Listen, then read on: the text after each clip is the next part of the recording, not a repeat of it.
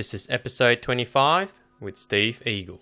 So let's go, I'll follow, wherever you go, 'cause Hi everyone, welcome to another episode of the Inventions show, where entrepreneurs, influencers, and authorities in their field today share their story of triumphs and challenges in both life and business. My name is Tacklee, and the host of this show. Now, today I've got a very special guest with a powerful story to match. Someone I'm proud to call a friend and excited to have him on the show. Steve Eagle, serial entrepreneur and founder of Creative XR Labs, How to Buy Australian Made, and Nutrition Depot, Asia's #1 and largest supplements distributor. He's also a manufacturing and cost estimating prodigy and one of the most humble and authentic individuals I know and you will ever meet. Simply mind-changing, life-changing, and business-changing. So let's jump into it. Steve, welcome to the show, and thanks so much for being with us. You're welcome, Tack. Thanks for having me on. It's quite an exciting little podcast you've got going here. It's good to be a part of it. Thank you. The honor is mine.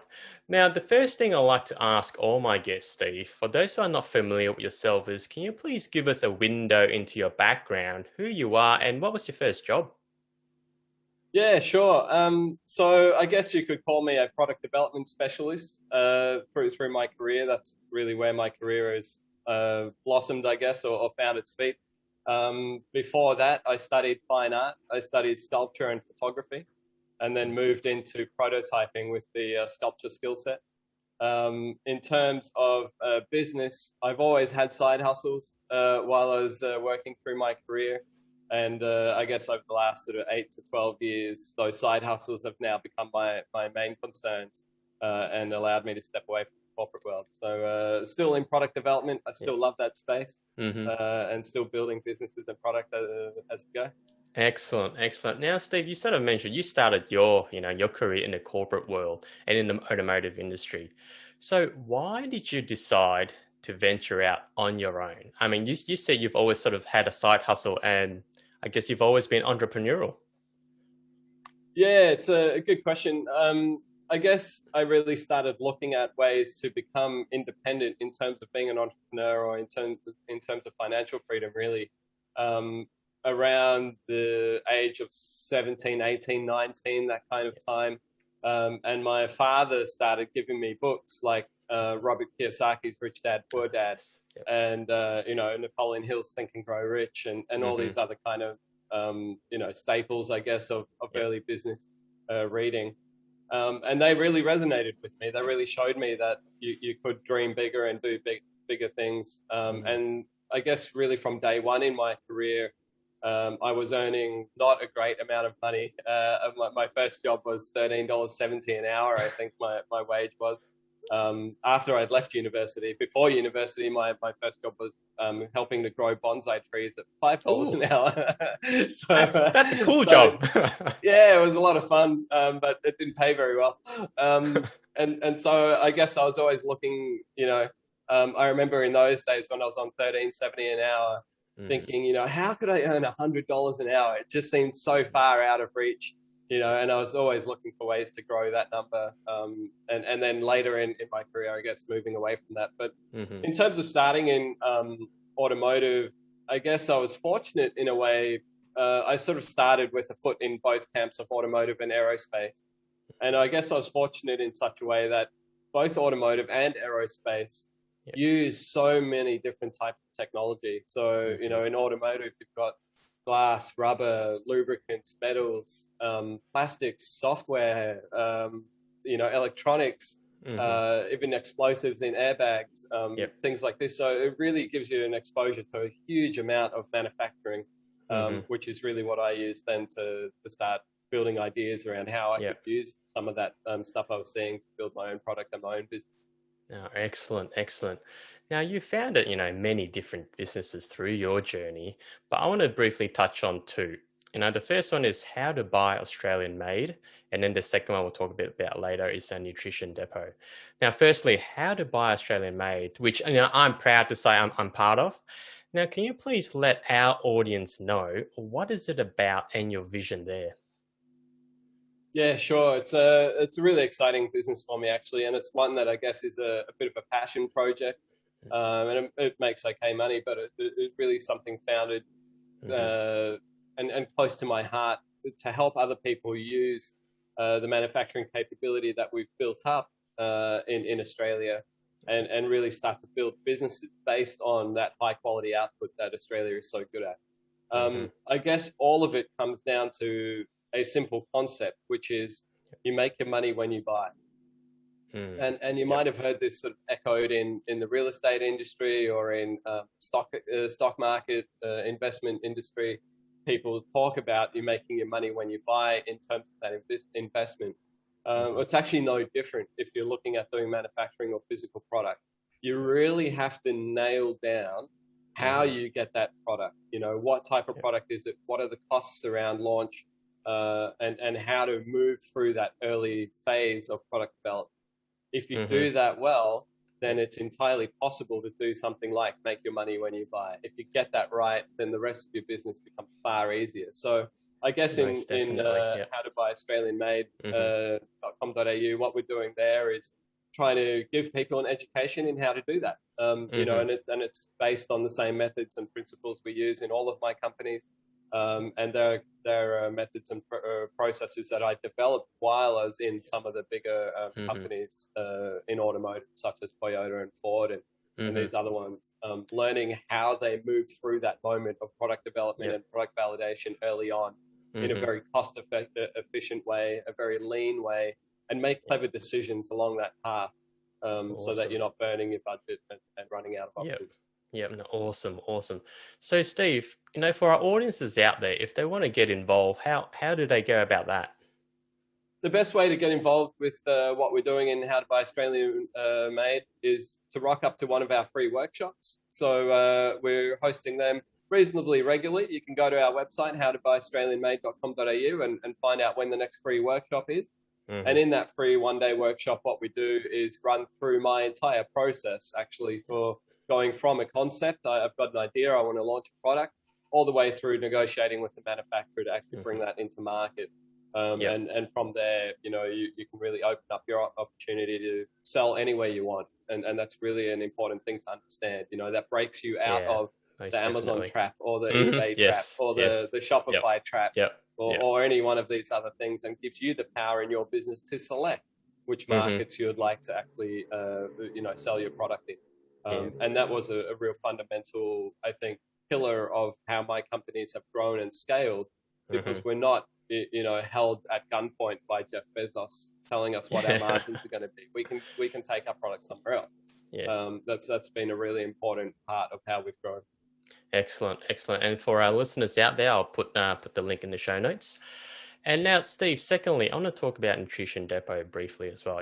Asia's Sure. #1 and largest supplements distributor, where you generate over, I'll say this, with my eyes like super huge, over $400 million in sales each year. I mean, coming from an like you said earlier, automotive aerospace background, how did you get into the supplements industry? I mean, when you started Nutrition Depot, did you think you will be, and a Nutrition Depot is where it is today?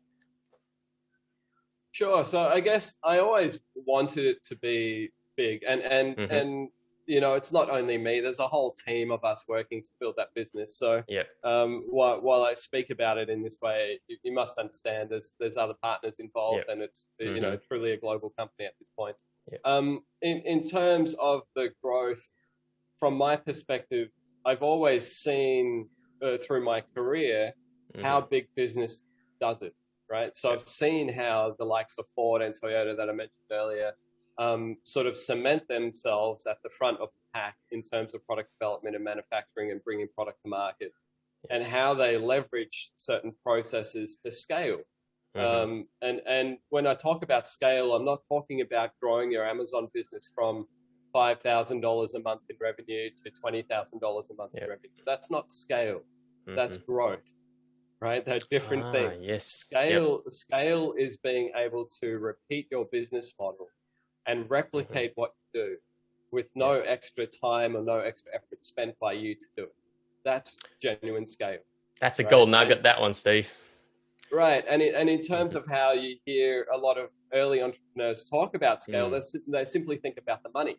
You know, how am I going to grow from 10,000 to 20,000 to 50,000 to 100,000? That's as likely to rob you of time and make it harder for you to run your business as it is to set you free and give you the financial freedom that a lot of people are after. So I think really understanding scale is important. And I guess through Nutrition Depot, the way that it's been built and scaled is based on some of those principles, you know, and some of the same principles we teach in our one-day workshop. So in this way, it's about understanding how to do that, understanding how to replicate your business model and essentially remove yourself from the company in a lot of ways so that people are following processes and systemized ways of doing work rather than relying on Steve or any of the other partners in the company to actually do the work for them. Yeah. Wow. That's gold, that one, Steve. Thanks for that. Now, so, you know, with decades of experience in the manufacturing space, I want to touch on, I guess, quickly product validation, as a lot of people fall in love with their idea, you know, even if it doesn't make money. So what's the best way, and what do you advise your students about validating their idea before chucking in, you know, the big bucks?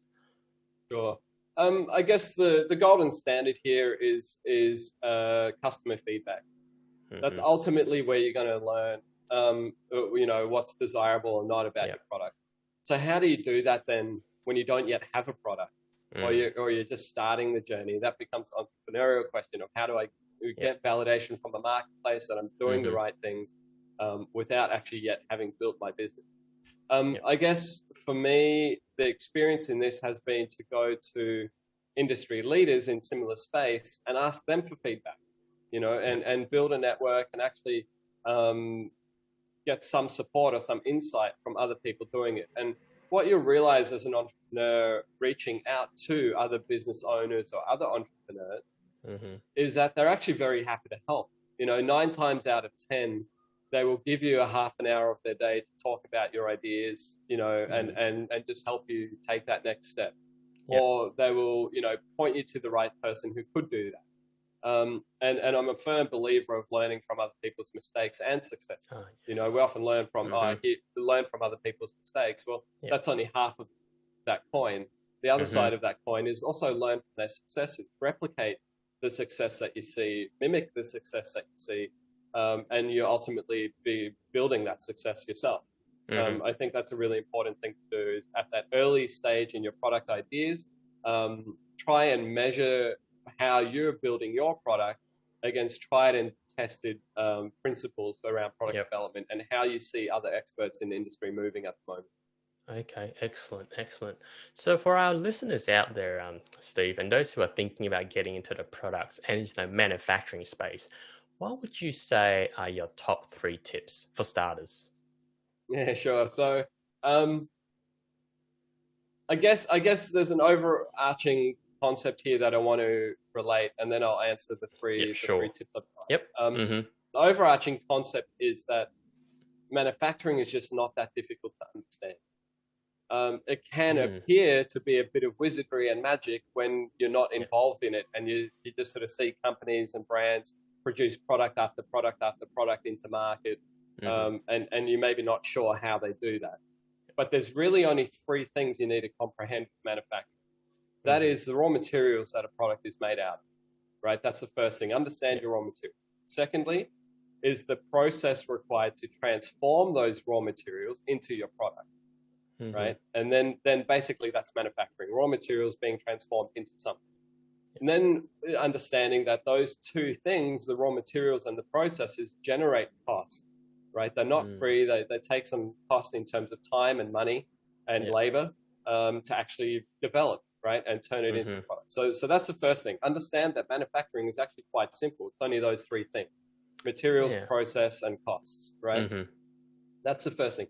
Now, how do you then, turn those into something like 3 tips to look out for if you're starting product development?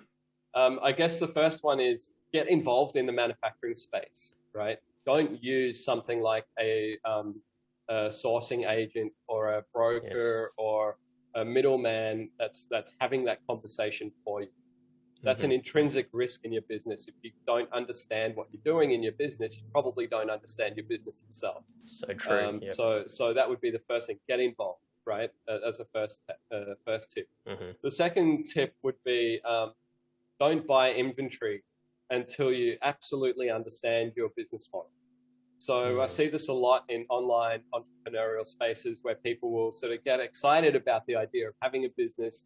And one of the first things that they'll go and do is validate, a market is moving in a particular way. I can see there's high demand in this area. And then go and buy inventory to fill that demand. That is just fraught with risk and error. There are so many ways that can go wrong. And unfortunately, I think you see this in the high rate of Amazon failure. Right. It's something like this. It's people jumping the gun, right? They're too ready to purchase. As I said before, you make your money when you buy. You need to be very, very accurate in how you've built the process to purchase. After that, everything becomes easy if you've done that well. So that's really important.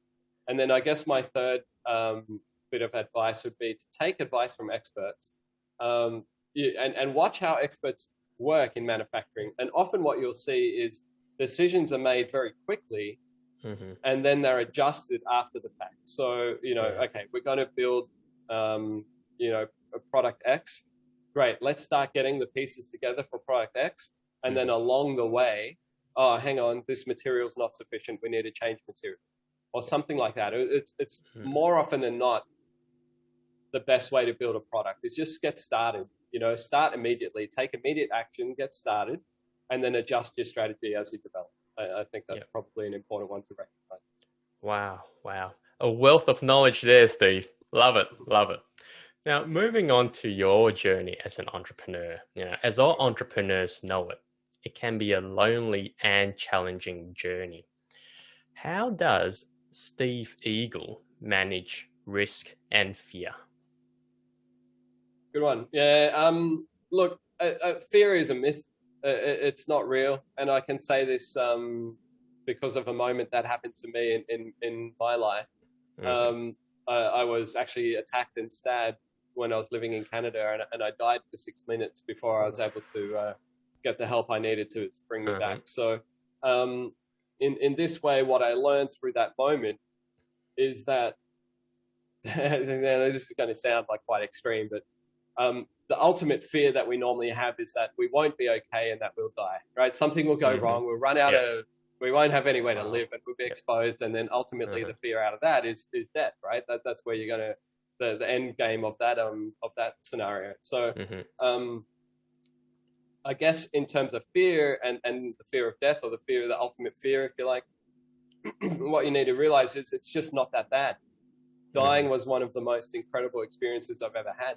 Wow. And I was actually really upset to come back. It was really a strange experience.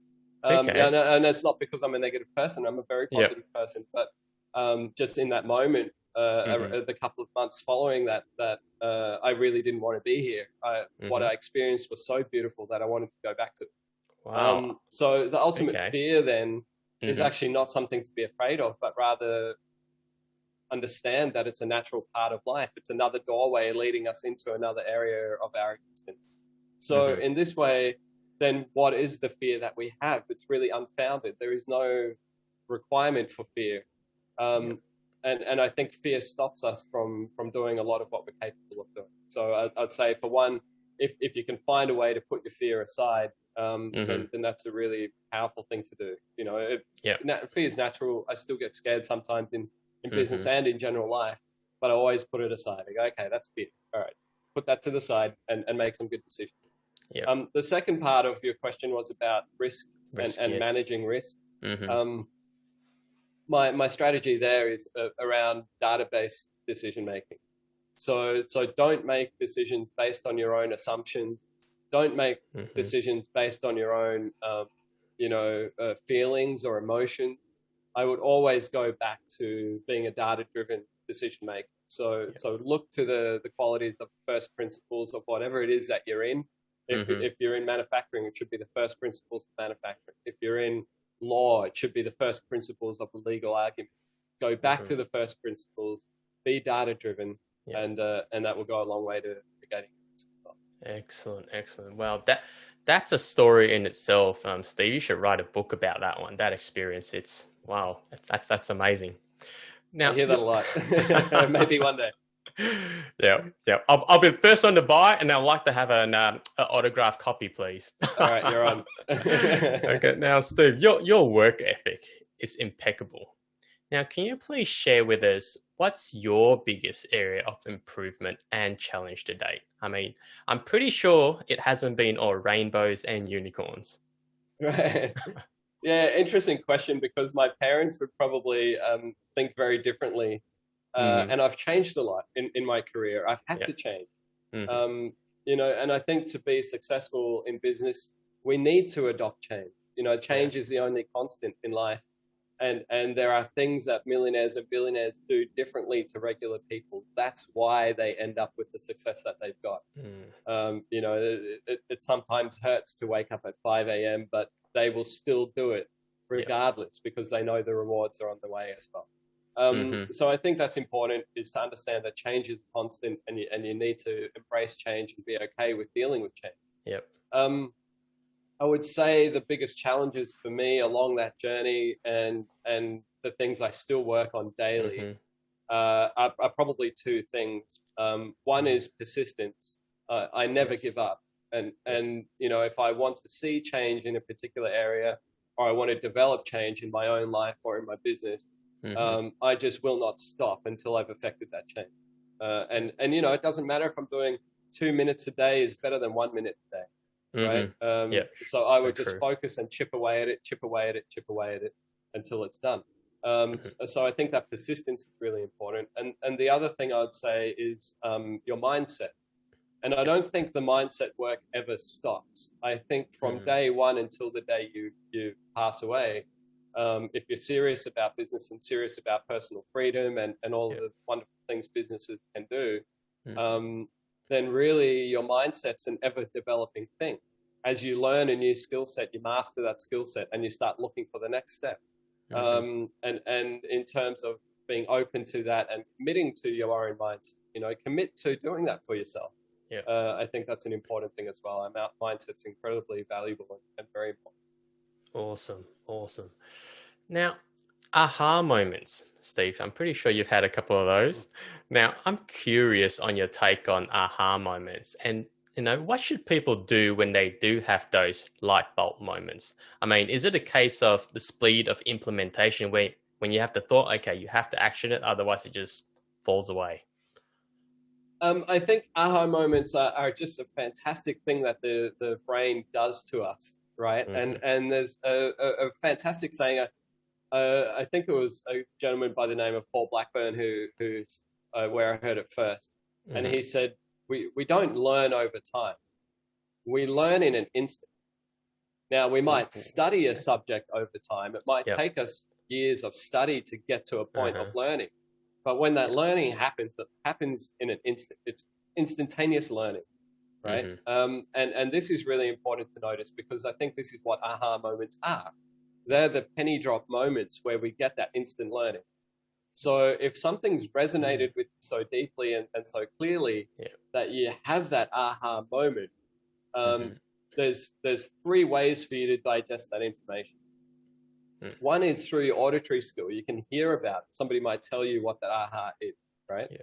The second way is through your kinesthetic skill, touch and feel. You might feel an emotion, or you might feel the way that learning has changed you.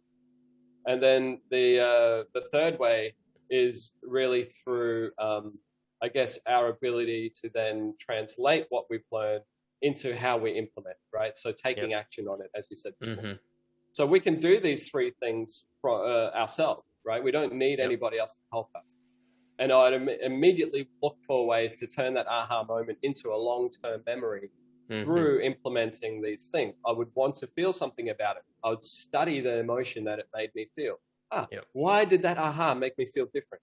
It's these specific things, right? Identify them, what they are.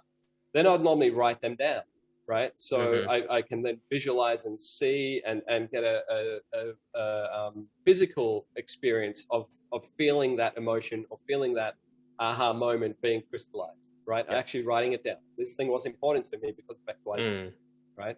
Yes. And then finally, I'd say commit it to memory. So committing things to memory is often quite easy. It can just be as simple as repetition. But if you're looking for ways to improve memory, I'd say there's a fantastic guy called Jim Quick who you should go and find out about. Yes. You might have heard of him already. Yeah. Mm-hmm. Yeah, so when he was going through school, he had a terrible time through school, and one of his teachers actually made a sideways comment to another parent, said, "Oh, that's the kid with the broken brain." Yeah. And this really impacted him. This was like, "Oh wow, even my teacher thinks I can't learn." And so he reversed that and said, "Well, if my teacher thinks I can't learn, I'm going to do everything I can to learn how to learn." Yeah. And through this thing, he's done some really incredible study into how memory works and how we can crystallize aha moments into long-term lasting memories that we can carry with us. So that would be my ways of approaching. Wow, excellent. It's all your answers so far, Steve. It's just like, wow. And I do suggest, our listeners out there to watch this a couple of times, just to let all the knowledge sink in. Now, Steve, you're a highly successful entrepreneur, and we all know that. I want to touch on turning points or point, which you sort of mentioned a little bit, and I think I know what a few of them will be. Now, when you look back at your entire life, everything that you have, your journey, your upbringing, your life experiences, can you pinpoint a point that changed everything for you, or is it more a collection of moments? Sure. Well, obviously, my moment in 2008 was huge, right? Yeah. And I was literally brought down to zero. Before that, I was doing very well. I'd had my own design studio that I'd grown and sold. I had a software company that was getting looked at for investment by Microsoft. That would have been about a $15 million exit if that had happened. Yep. I was actually, my trajectory was going great, so I was like 29 years old, things were looking really good. Yep. Had a wonderful lifestyle as I was living in the hills in Canada and snowboarding and climbing while taking care of business in the US. And what happened through this moment where I was walking home one night and these three guys mugged me and one of them pulled out a knife and started stabbing me, is it brought all of that down to zero, right? Yeah. My first night in hospital cost me $118,000 US. I was in hospital for weeks, not days. So you can do the math around that. Yeah. It took me about 14 months to get up out of bed after that, just in recovery and getting back on my feet and all this sort of stuff. So over that time, all my friendships had eroded. I couldn't go climbing and snowboarding with my friends. I was stuck at home in bed. So all of my friendships kind of started to evaporate. My businesses that I had at that time died because I couldn't be involved in them. The Microsoft deal, as an example, fell through. They asked, "Oh, where's the VP of strategy gone?" Well, he's now fighting for his life in a hospital in Canada. Okay, well, that changes how we're looking at this deal. That was part of what they were looking at. So anyway, so all of these things changed, and it really leveled me to absolute zero. I was in debt, had very limited resources, and was completely stuck. I think overcoming that required change on my part. I needed to reevaluate everything, really everything. How I was making my money needed to be different. Who my friends were needed to be different. Who my mentors were needed to be different. My marriage changed, so my personal relationships were different. My financial position was different. All of it, absolutely everything, no stone unturned. So what happened in that moment was I became a better person. I had to. There's no choice. I was forced into it. So I needed to focus on relationships that were rewarding both ways, right? And that really just became a focal point of mine. Find relationships that I can get a lot out of, but that I'm also able to give back to. And look for opportunities to create money that are easier and more leverage. At that point, I'd gone into my 30th birthday, still in my surgery clothes kind of thing. And my 30th year was really behind closed doors in a lot of ways, just me reevaluating everything, every little thing. Now, I don't recommend that every entrepreneur do that, right? You don't need to disappear for a year and deal with something so severe. Yep. But what you can do is start collecting the things that have been so important to you throughout your career, or where you see other people being successful that you admire and that you want to emulate. Start actually doing it, right? Start actually implementing that life. That's exactly what I did. I started looking, okay, I'm not successful by myself. I've ended up here in this hospital bed, and I've got no resource. But that person over there is successful. I'm going to do a few things that they do, and I'm going to do them consistently. And I just built up that mentality over and over and over again, and through repetition, you get rewards. So that way, it sort of built up and developed its own path, I guess. Cool. So if you could go back in time, Steve, jump into Doc's DeLorean, Back to the Future moment, and talk to your 18-year-old or younger self, what would you tell them? Firstly, I'd say trust yourself. Doesn't matter how old you are or young you are in business, trust yourself. You've got an amount of experience between your ears that you've collected. That experience is unique and valuable. You can use that experience to then create ideas and create product and create business plans and so on and so forth. So do it. Use yourself. Right? Trust yourself and do it. And part of trusting yourself as well is trust that you will find the right teacher as well if you need it. Right? Don't feel like you are alone, because you're not. And it's really true, this sort of mantra that we hear, ask and you will receive, or seek and you will find. These kind of things. It's so incredibly true. Often that sort of learning that you need, or that next step that you want, is just simply a matter of you asking the right person to help you with it. And the help will start to arrive. So trust yourself, and in trusting yourself, also trust that you'll find the right teacher at the right time. Love that one. Totally love that one. And now I'm curious about your thoughts on this, Steve. A lot of people have success, but also have the feeling of not enough, a feeling that there's something more that will bring them, whether it be accomplishments, happiness, or fulfillment. What are your views on that, and the saying of you never have enough until you define how much is enough? Is there enough for Steve Eagle? Yeah, it's an interesting question, isn't it? And we see this in the world around us with like how billionaires and millionaires work in the world. Like how can somebody like Elon Musk still want to build more business? Is that part of this never enough thing, or is there something else happening? And I think it's probably in a lot of ways a misconception that early entrepreneurs have about things like billionaires and how they work and what they are.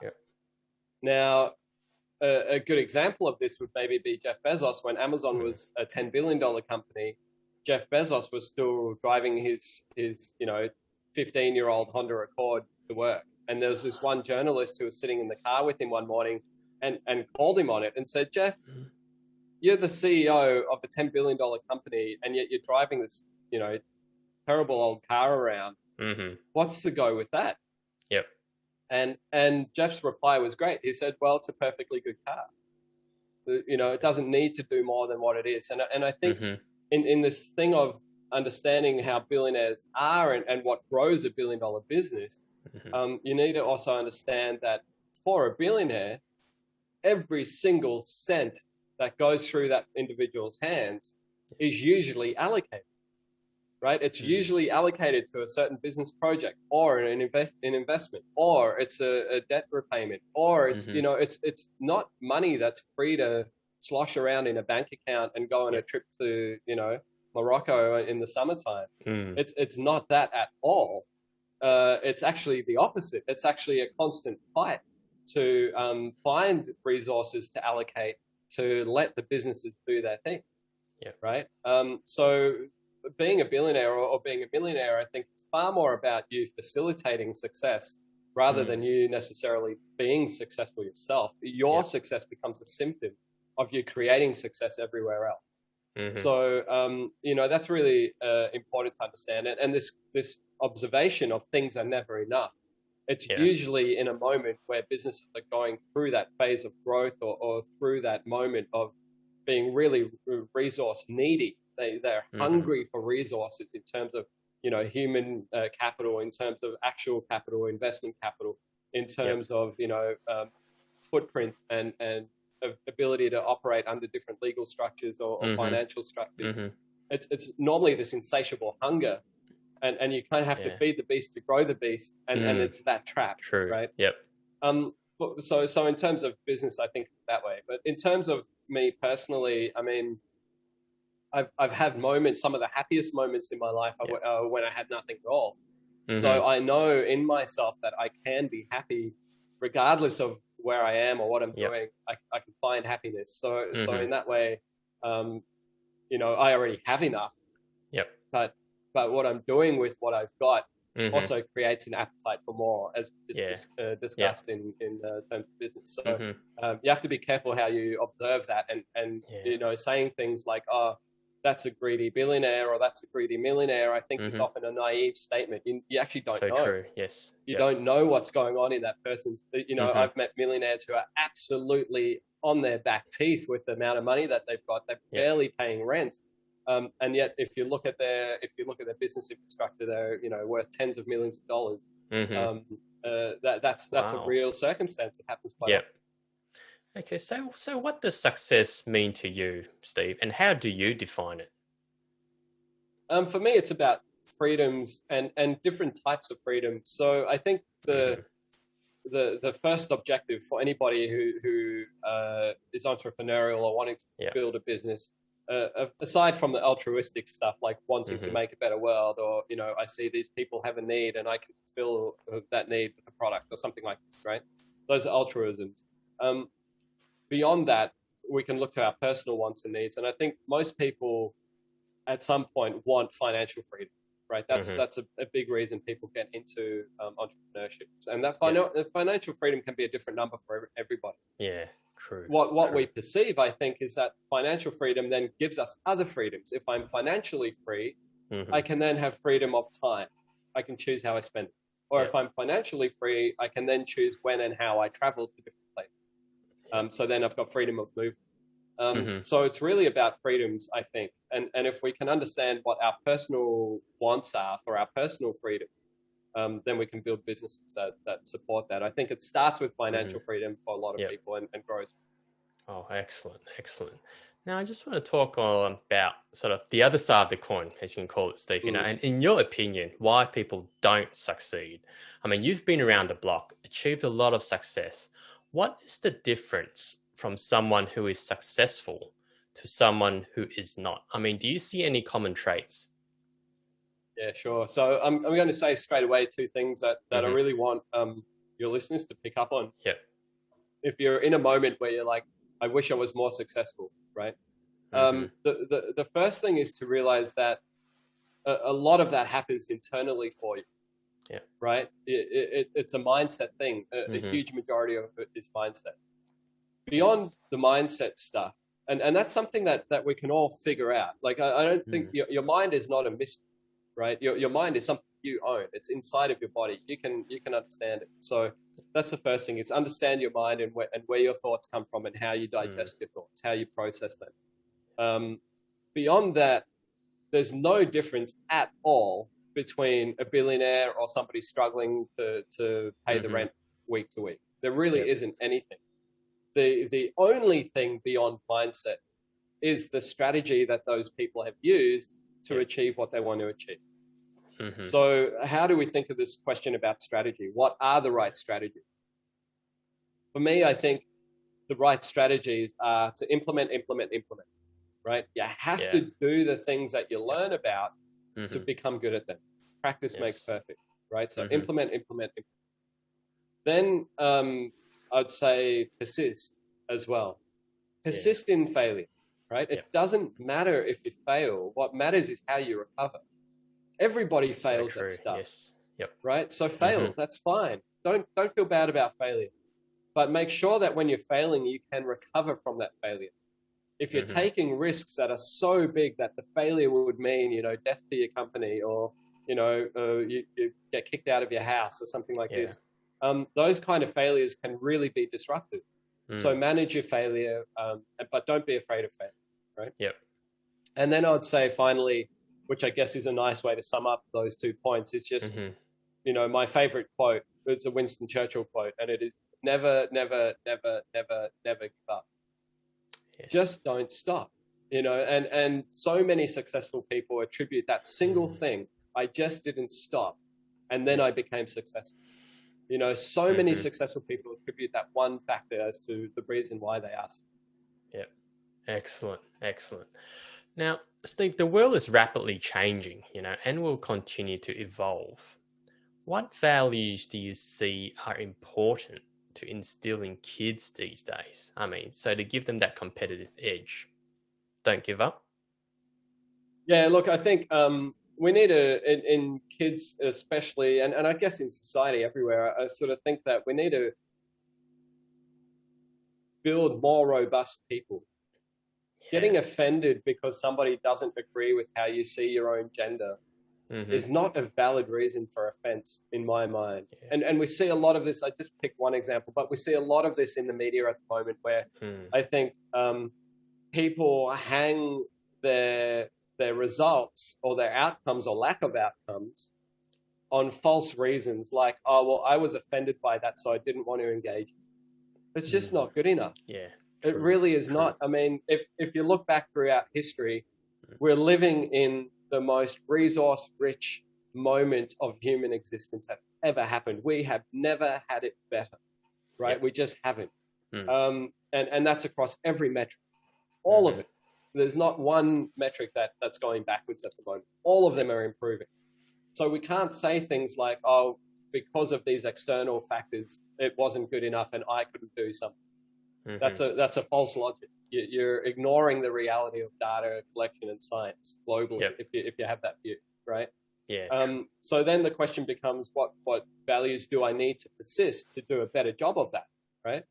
And I think the first one needs to be integrity. Oh, yes. Do what you say Integrity. and say what you do, right? And it doesn't matter if you don't have anything, own it, right? Own where you are, own the responsibility of taking the next steps to help yourself out of that position, and own the results that you'll get from it. It's your journey. It is your ownership, right? Yep. So take that responsibility and deliver it. So I think between responsibility and integrity, we can go a long way to be better people. Most definitely. So what makes you feel inspired or like your best self, Steve? I mean, how do you be the best that you can be? Yeah, I think for me, I mean, there's sort of two sides to this as well. I sort of have my own internal pressures that I put on myself, which are just my own wants and needs for personal development, right? Things that I think I'd like to improve on.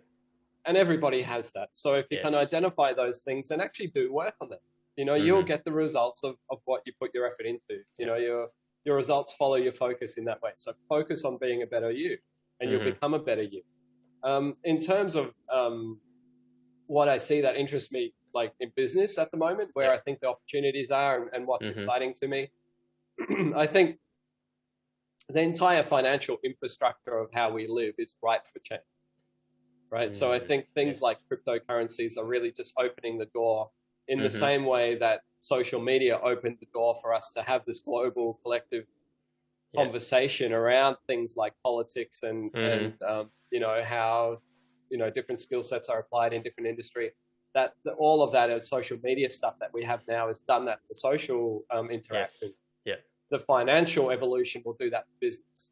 You'll find new and creative ways of businesses evolving and being financially stable that are completely outside of the traditional financial model. Yeah. So that to me speaks of a huge disruption looming in that sector. I think in probably the next 5 to 10 years, we'll see something really change in how, finance works. Yeah. Wow. Excellent. I think that's excellent. One interesting thing for me. The other one I'll say is the confluence of artificial intelligence and robotics. So artificial intelligence is just a juggernaut of a technology that's moving at a rapid pace, but it's sort of behind closed doors. Not many people see the outcomes yet, right? But it is by all means being worked on. The other thing that's happening at the same time and almost in lockstep is that our ability to manufacture and produce robotics that are very small, very power efficient, and very capable is also accelerating. So when AI and high-tech robotics come together, I think there will be another evolution in manufacturing. So I think between finance and manufacturing, the world is about to change. and we're at a really Fascinating. exciting moment to watch that happen. Fascinating. Which Yeah. sort of leads perfectly into my next question for you, Steve, which Yeah. is, if you, Steve, are about to, to start another business right now, Right. what Right. problem would you be setting out to solve and why? Yeah, good question. It would be something in that space. It would be and this is a good dose of my answer here is personal interest, right? So Yep. this is not everybody's interests are different, everybody's Yes. resources are different, everybody's decisions therefore need to be different. I think for me it would probably be in robotics / AI space rather than finance space. And it would be around product and services in that area. What it exactly would be, I'm not sure, but I think that's where there's a lot of money to be made coming up. Wow. Yeah. So what are you doing to position yourself moving forward, Steve? Position myself in what way? Like, you're talking about all these, new technology, AI, robotics. I mean, are you working on things in the background that just hasn't been, released yet? Sure. I mean, and every good business should be, right? Yes. You should always be thinking about what is your competitive advantage. I don't think it's good enough to be solving problems. And let me caveat that. Solving problems is the ultimate foundation of why business exists, right? So we can't say, don't solve problems. There's another strategy. There's not. Solve a problem is the strategy. Beyond that, I think you can talk about then, okay, for solving problems, how do we do things? For me, it's about becoming a multiplier of what I do. So if I find success, the way I can leverage that success is by multiplying that thing that works successfully, right? And in terms of your question, so then what is being worked on in the background that you don't see? Well, I guess you'll have to keep watching. Have to wait and see. Yeah, exactly. But there is some pretty exciting stuff coming out of the virtual reality space, and I do have a software company. We are building technology in that space as well. So I think that will be a huge part of the future in terms of education, and also in multiplication. We can multiply really rapidly through distributing software and VR content. Excellent. Where in traditional business models, it might have been a bit harder. I can't wait to see it, Steve. I just can't wait to see it. Okay, now I just got a couple more questions to go, Steve. The next 3 questions I sort of ask all my guests, and it's just very interesting, the responses I get. The first one is, what is your legacy? I mean, what do you want to be remembered for?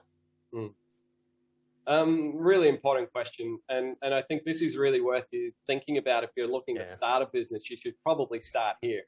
Having a strong why is very important in everything that you do. So for me, my answer to this question probably changes, not quite daily, but quite rapidly. At the moment, I would say it's about being a multiplier. So I mentioned on that just before. What do I mean by being a multiplier? Well, in all of my businesses, I've sought to create an environment where we create more of what we do. So in the way that my businesses run, they intrinsically will create more businesses.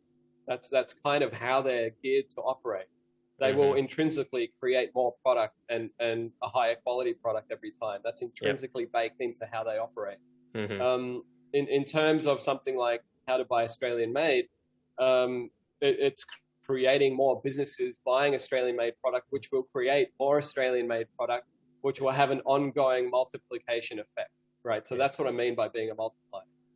In my virtual reality business, it's about us teaching companies how to harness virtual reality so that then they can start creating their own virtual reality stuff and they can start multiplying that technology.